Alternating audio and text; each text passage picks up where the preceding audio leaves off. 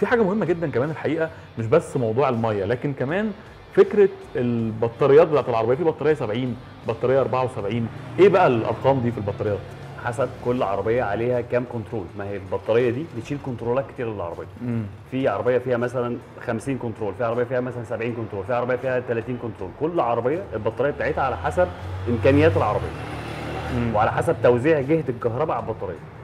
طب يعني ايه 70 و74؟ ده امبير. هي 70 74 80 82 190 105.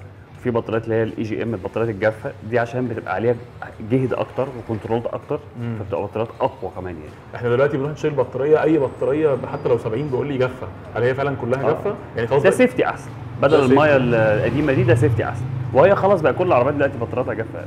يعني لو رحت وحد مثلا قال لي لا خد البطاريه الثانيه، لا انا عايز الجافه. طبعا الجافه هي طبعا. يبقى البطاريه الجافه دايما بتبقى احسن، والامبير متعلق بمواصفات العربيه، مواصفات العربيه. مش نوع العربيه برضه.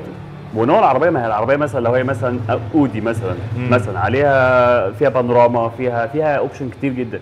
ما هي البطاريه دي هي اللي بتدي الجهد الكلي ده. فهي حسب الاوبشن اللي في العربيه. امتى اعرف ان البطاريه بايظه؟ بتدي الارم في التابلو. اول ما تيجي بعد الشهر تدور ما تدورش.